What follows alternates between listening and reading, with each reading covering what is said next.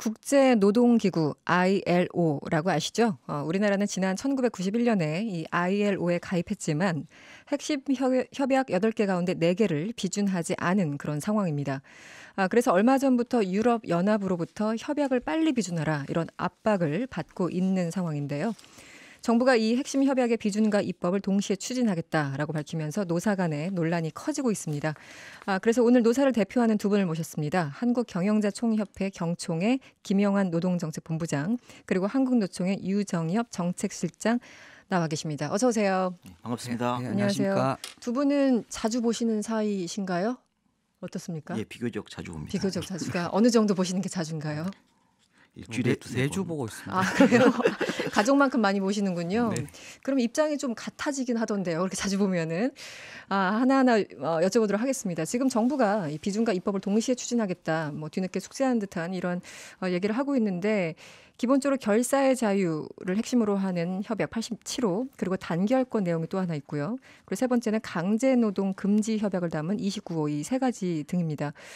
기본적으로 어떤 입장이신지 먼저 좀 밝혀주시죠. 어떤 분 먼저 하시겠어요?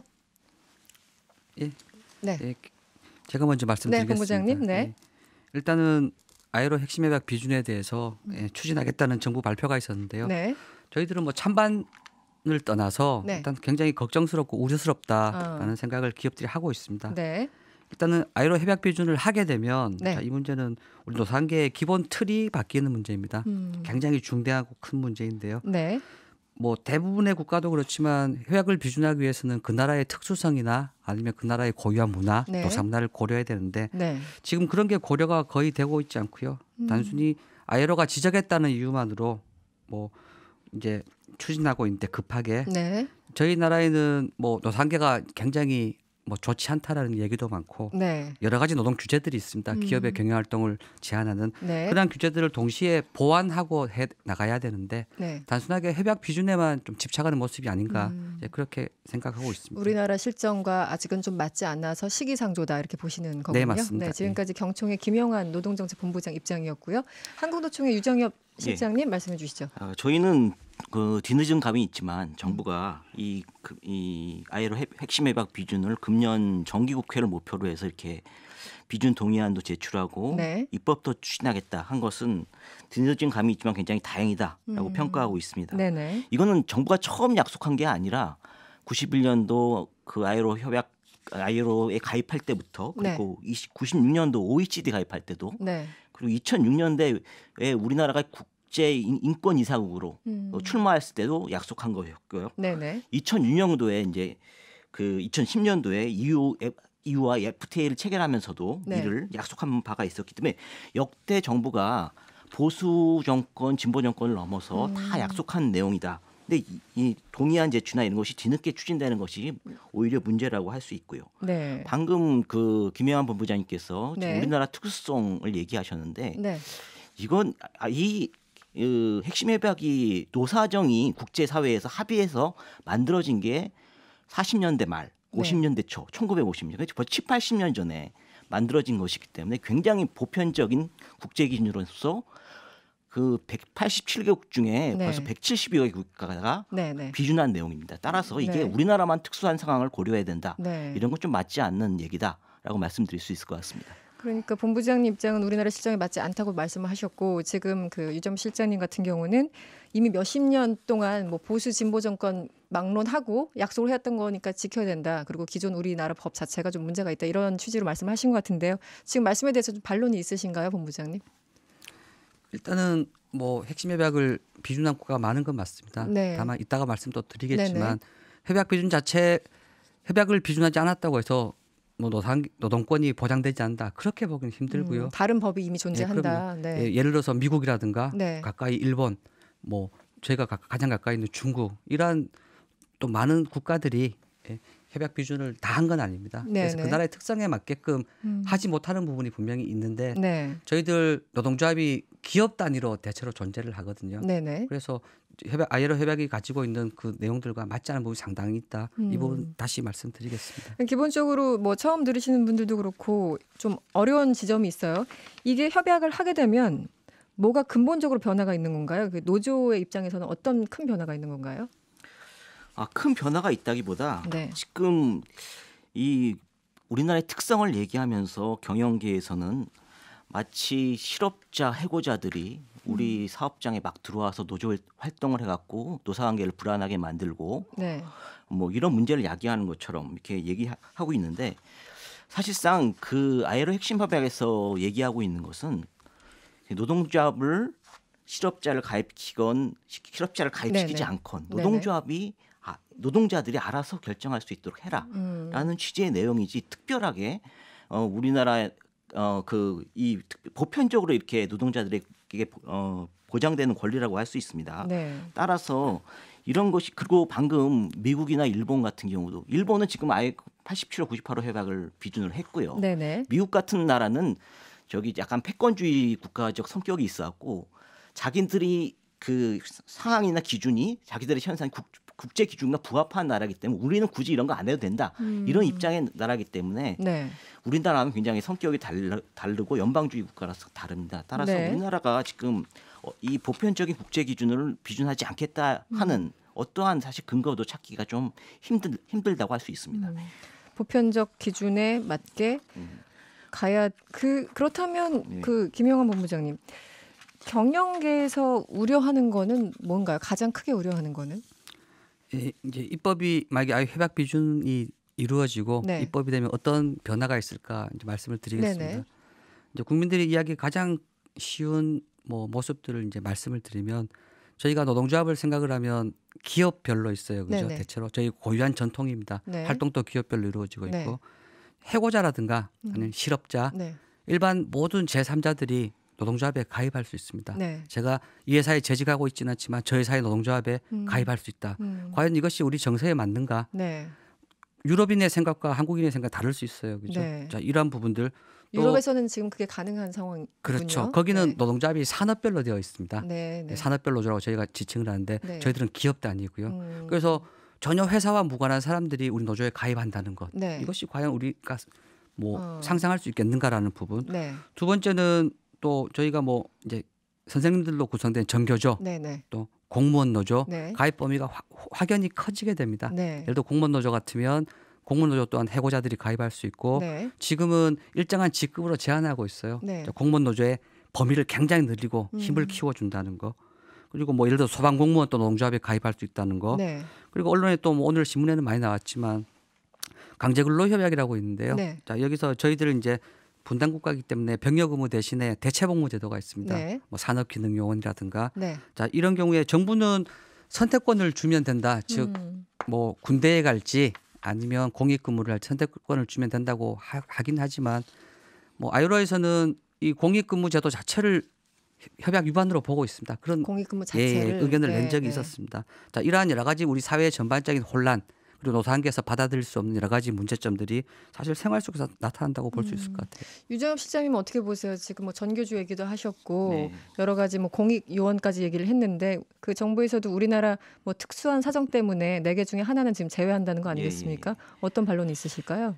이 그 핵심 협약을 비준한다는 것은 앞서도 말씀드렸듯이 지금까지 정부가 노조를 설립하는 데 있어서 사실상에 여기 조합원 자격이 있는 사람이 있다 없다 이렇게 판단까지 해가면서 노동조합 설립에 있어서의 자유를 제한하고 설립 신고증을 반려하고 그리고 이 지나치게 정부가 간섭하고 개입했다는 것이 문제였거든요. 네. 그런데 이제 지금 이 핵심 협약 비준된다고 한다면은 설립 신고 단계부터 정부가 개입하는 것에서 예를 들어서 지금 택배 대리기사 네네.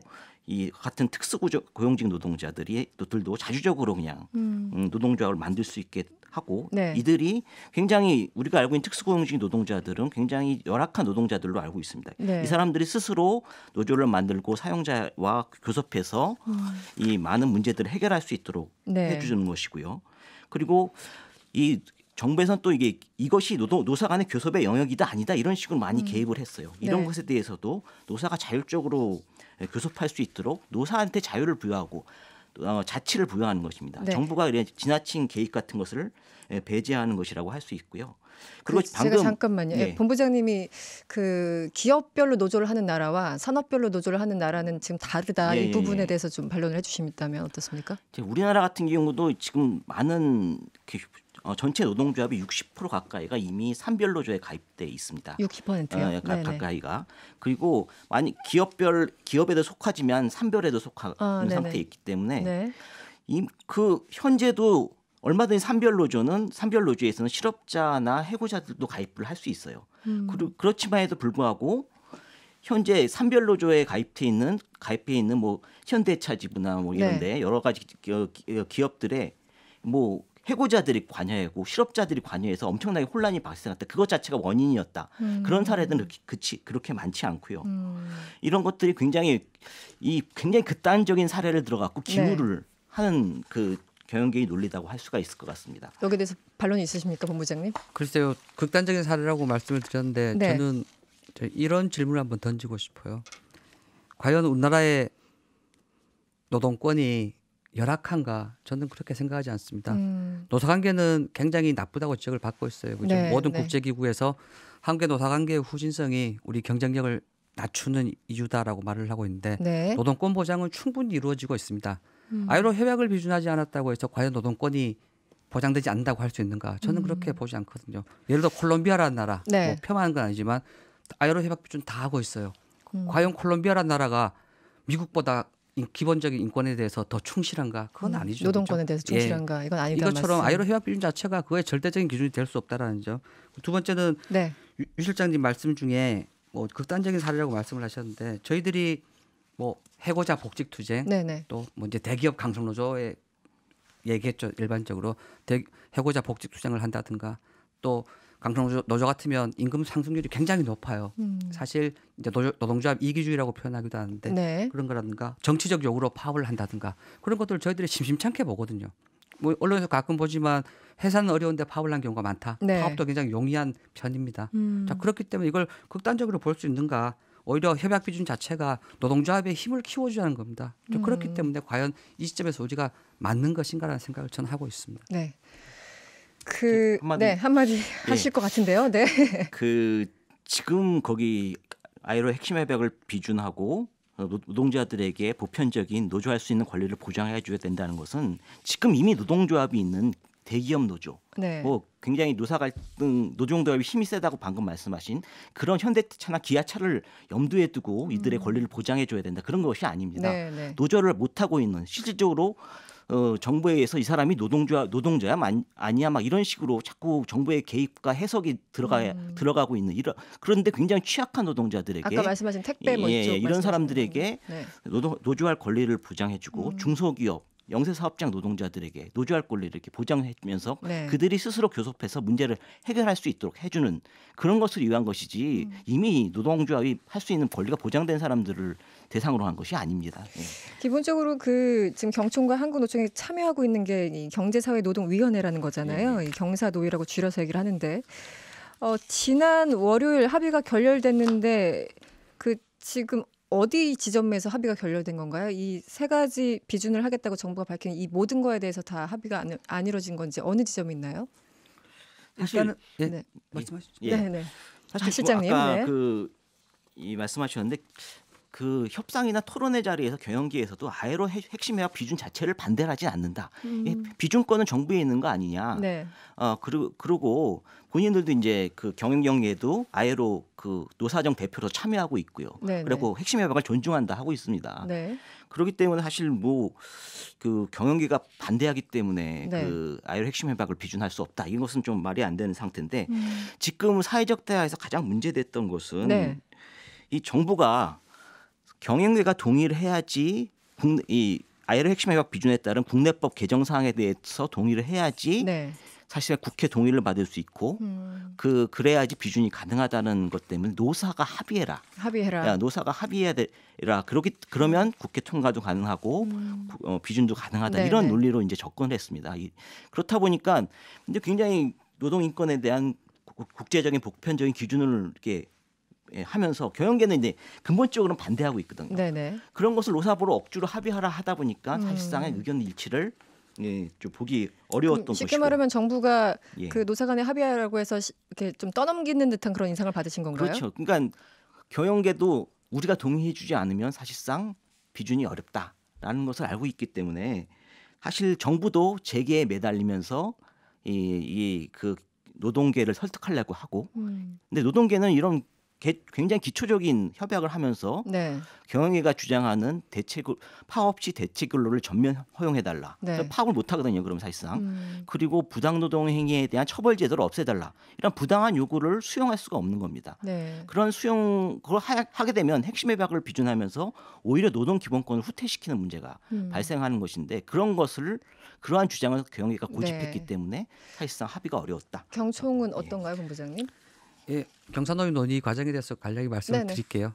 일단은 경사노위 논의를 하면서 저희들은 우리 노조법상의 어떤 합리적인 틀을 만들어 보자라는 생각이었습니다. 네네. 뭐 다들 아시는 것처럼 우리가 노동조합이 강하다 이 명제에 대해서는 다들 인정하실 것 같아요, 그죠? 노동조합이 강하다. 네. 또 힘의 균형이 노동조합에 치우쳐 있다. 네. 이런 기업들의 걱정과 우려가 많듯이 그래서 많은 외국 투자 기업들이 한국의 노사관계를 두려워하고 또 한국의 공장을 새로 짓지 않고 다 그런 이유 아니겠습니까? 그렇기 때문에 네. 저희는 아이로 협약 비준을 뭐 반대한다 찬성한다를 떠나서 네네. 이 논의를 하면서 네. 우리가 노사관계를 선진적으로 이끌어갈 수 있는 노사간의 힘의 균형을 맞출 수 있는 특히나 우리나라에만 있는 기업의 네네. 뭐 어떤 규제로 작용하고 있는 노조법상의 네. 그러한 제도들을 함께 논의하자. 즉 우리의 균형적이고 합리적인 틀을 만드는 걸 동시에 추진하자라는 게 저희 입장이었습니다. 네. 반면에 경사노위 논의 과정에서는 네. 기업 측의 이러한 의견들은 거의 배제됐었어요. 사실상 뭐 상세한 여러 가지 팩트들이 있지만 네. 뭐 기업들의 이제 주장들은 애초에 차단되면서 네. 노동조합에 뭐 편향된 즉 아이로 핵심 협약 비준만을 전제로 한 논의가 되지 않았나. 그래서 저희들이 경사노위 논의 과정이 네. 굉장히 편향되어 있었다라고 네. 말을 하고 있습니다. 시간상 하나만 더 여쭤볼게요. 이 논의가 진척되는 이유가 이 유럽연합에서 이거 빨리 해라 이러고 있잖아요. 그래서 FTA 최초로 분쟁 해결 절차를 개시한 것으로 알고 있는데 본부장님 그러면은 이유가 우리 안 하면 무역 제재를 할 수 있는 거 아닌가요? 어떻습니까? 그건 전혀 오해고요. 무역 제재는 그렇습니까? 불가능합니다. 예, 저희 한EU FTA를 보면 네. 순수 노동 관련 사항에 대해서는 이 아이로 협약 비준 자체가 노력 조항으로 되어 있어요. 노력 조항. 그래서 노력하도록 이제 어떤 권고 사항으로 되어 있고 노동 관련 사항으로 분쟁 절차가 전혀 본질적으로 작동하지 않게끔 되어 있습니다. 그래서 많이 소개되었을 텐데요. 네. 일단은 뭐 무역 보복, 무역 분쟁 이 자체가 뭐 과장된 표현이다라고 아니다. 저희들은 그렇게 생각하고 네. 있습니다. 실장님 덧붙여 주시죠. 지난 4월 9일 날 그 한EU FTA의 무역 위원회가 열렸습니다. 네. 거기서 그 집행위원으로 오신 그 외국 여자분께서 집행위원께서 네. 이 비준 불이행 우리나라 핵심 협약 비준 약속을 불이행한 것으로 인해서 한국 국가가 국가적 위신에 크나큰 손상을 받을 수 있다라는 얘기했어요. 네. 그것은 뭐냐면 사실은 우리나라 이제 경제적인 선진국이라고 말할 수 있는데 네. 이러한 한국 정부가 지금 170여 개국이 비준한 이 정도 기본 협약조차도 네. 비준할 수 없는 나라냐라고 네. 사실 문제 국가적인 제기하셨군요. 챙비를 준 거나 마찬가지라고 할 수 있고 네. EU 같은 경우는 특히 환경 노동 분야에서의 이 인권 문제, 환경 문제 굉장히 중요시합니다. 그래서 직접적인 어떤 무역 제재나 관세 제재는 하지 못한다 하더라도 이 어떤 우리나라의 간접적으로 비관세 장벽에 의한 제재 같은 것들은 얼마든지 충분히 하고 네. 우리나라 상품을 뭐 관세나 이런 거 단계에서 배제할 수 있는 네. 여러 가지 문제도 야기될 수 있다고 봅니다. 네. 지금 두 분 말씀드리면서 문자를 주셨는데요. 0279번님. 현 노조도 너무 강성인데 ILO 협약 이게 입법된다면 너무 싸움만 하지 않을까 걱정됩니다. 이런 의견 보내주셨고요. 반면에 6019번님. 저 택배 기사인데요. 정말로 저희들은 노조가 필요합니다. 근무 환경 어느 하나 저희 쪽에는 유리한 게 없어요. 이 수입이 많다는데 정작 택배업을 한다는 사람은 왜 없을까요? 이런 문자 주셨습니다. 더 많은 얘기를 듣고 싶은데 저희 시간상 여기서 마무리를 해야 될 것 같습니다. ILO 핵심 협약 관련해서요. 지금까지 한국노총의 유정엽 정책실장 그리고 한국경영자총협회 김영환 노동정책본부장과 함께했습니다. 오늘 고맙습니다. 네, 감사합니다.